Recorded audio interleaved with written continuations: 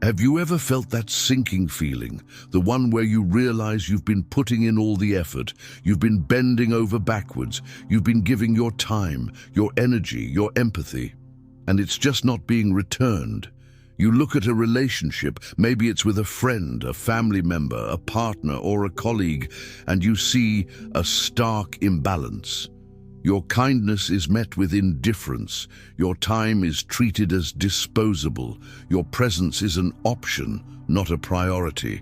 That feeling, that deep gut-wrenching feeling, is the pain of not being valued. Hello and welcome. If that description resonated with you, you are in the right place. Today, we are diving into a topic that touches almost every single one of us at some point in our lives.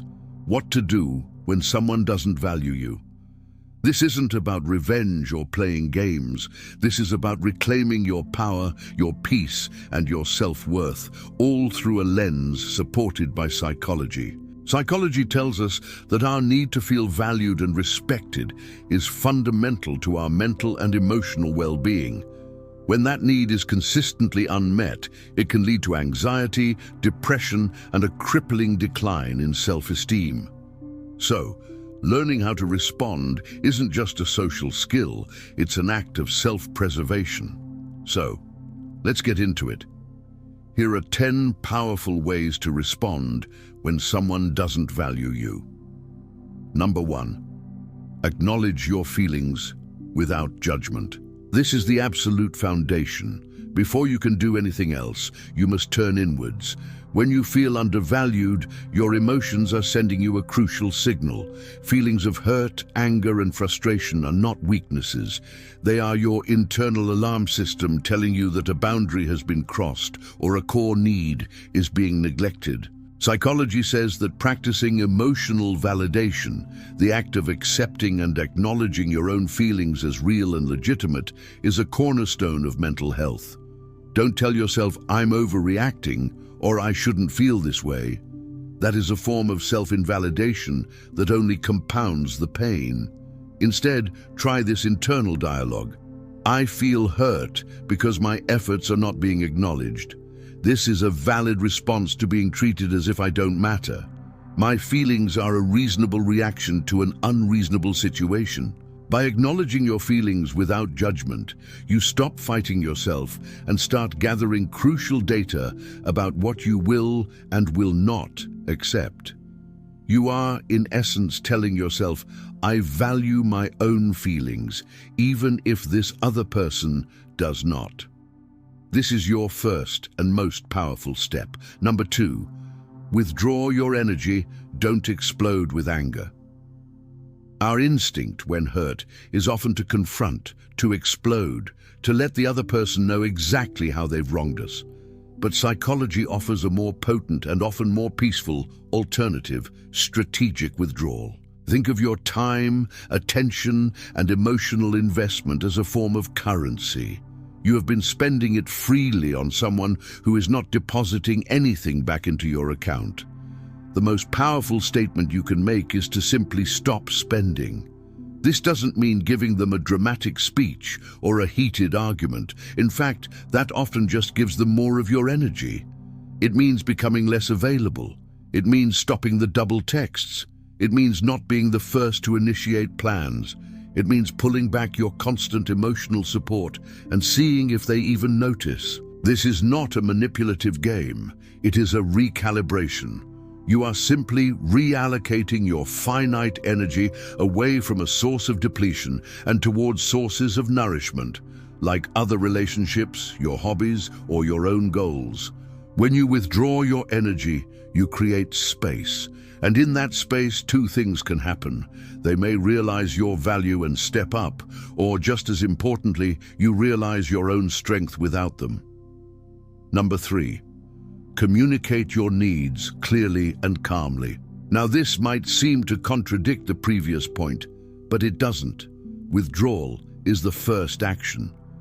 Communication is the conscious choice you make if and when you decide the relationship is worth salvaging. Often people don't value us not out of malice, but out of ignorance or a simple mismatch of expectations. They may have no idea their actions are causing you pain. This is where assertive communication, a concept deeply rooted in cognitive behavioral therapy, comes in. Wait for a calm moment. Then use I statements. This is crucial. Instead of saying, "You never make time for me," which will put them on the defensive, try, "I feel undervalued when we don't get to spend quality time together. I would love it if we could schedule a regular catch-up." You are stating a fact about your feeling, the behavior that triggers it, and a clear positive request for change. You are not attacking. You are informing. You are giving them a clear roadmap to valuing you. Their response to this calm, clear communication will tell you everything you need to know. If they listen, apologize, and adjust their behavior, there's hope. If they dismiss, deflect, or get angry, you have your answer. Number 4, stop seeking their validation. This is a tough one, but it's a game changer. When we feel undervalued by someone, we often fall into the trap of trying harder to earn their approval. We think, if I can just be more helpful, more successful, more agreeable, then they will finally see my worth. Psychology says this is a classic symptom of low self-esteem and places the source of your validation entirely outside of yourself. You are handing them the keys to your sense of self-worth. The powerful response is to consciously uncouple your self-worth from their opinion. You must become the primary source of your own validation. How? Through self-affirmation. Remind yourself of your values, your accomplishments, your strengths, and your inherent worth as a human being, completely independent of this person's treatment of you. Stop looking for them to confirm you are smart, you are kind, you are important. You already know that you are. When you stop seeking their validation, their inability to provide it suddenly loses its power to hurt you. Number 5, firmly but gracefully enforce your boundaries. A feeling of being undervalued is almost always a sign of a boundary that has been repeatedly crossed. A boundary is not a wall, it's a property line. It defines what is you and what is not you, what you are responsible for and what you are not. Psychology tells us that people with strong, healthy boundaries have better relationships and higher self-esteem. So, what does enforcing a boundary look like in this context? It's saying, "I can't stay on the phone past 10 p.m. as I need my sleep," to a friend who only calls to dump their problems late at night. It's telling a colleague, "I'd be happy to help, but I need you to have attempted the first draft yourself." To someone who constantly exploits your helpfulness, it's saying to a family member, "I won't be able to host dinner this year, but I'd be happy to bring a dish," to shift an unfair burden. Enforcing a boundary is not mean. It is clear, direct, and respectful to both them and, more importantly, to yourself. It communicates, "I value my time, my energy, and my peace too much to allow this to continue." You are teaching people how to treat you by showing them what you will not tolerate. Number 6, invest in relationships that reciprocate. Human energy is a finite resource. When you stop pouring it into a bottomless pit, you free up an incredible amount of it. The most powerful thing you can do with that reclaimed energy is to redirect it towards people who do value you. Look around you, who consistently shows up for you, who listens when you talk, who celebrates your successes and supports you in your failures, who makes you feel light, seen, and appreciated. Psychology emphasizes the importance of our social support network as a buffer against stress and a pillar of happiness. Nurture those reciprocal relationships. Send the text, make the plan, be fully present with them. The contrast will be startling. Experiencing healthy, balanced relationships will not only heal the wound caused by the one that isn't, but it will also reset your standard for what you expect from all relationships.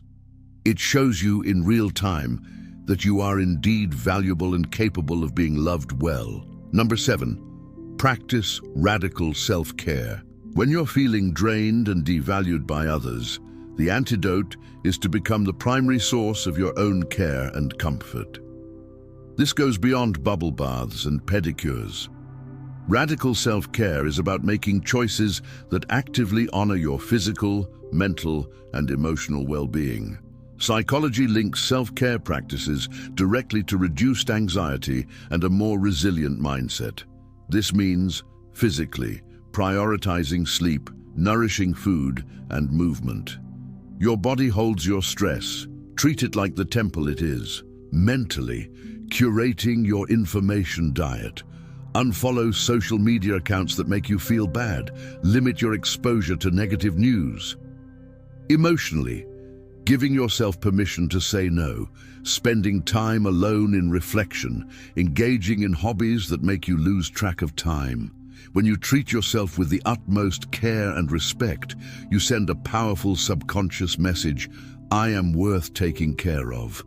This internal sense of worth makes it increasingly difficult for anyone else's neglect to penetrate your core. Number 8, reframe the narrative in your mind. Right now, the story you're probably telling yourself is, they don't value me, therefore I am not valuable.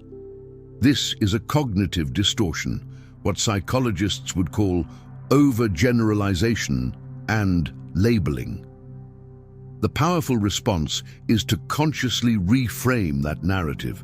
The truth is not that you lack value. The truth is that this particular person, for their own reasons, is unable or unwilling to see and honor your value. Their behavior is a reflection of them, their capacity, their maturity, their own wounds and limitations, not a definitive judgment on you.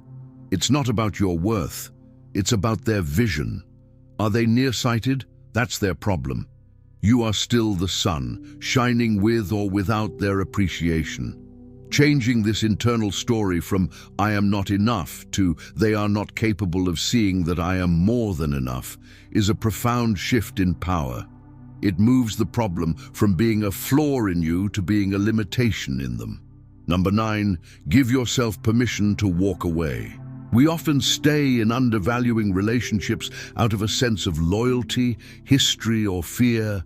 Fear of being alone, fear of conflict, fear of the unknown. But psychology tells us that the stress of a chronically unhealthy relationship, known as chronic social stress, is detrimental to our health.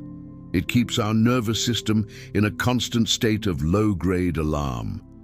The most powerful and often most difficult response is to grant yourself the ultimate permission slip. The permission to walk away, to understand that not all relationships are meant to last a lifetime. Some are lessons, some are seasons. Walking away is not a sign of failure. It is an act of profound self-respect. It is you declaring, "I would rather be alone and at peace than in company and feeling lonely. My peace is more important than this connection." This isn't always the necessary conclusion, but knowing it is a valid option on the table is incredibly empowering.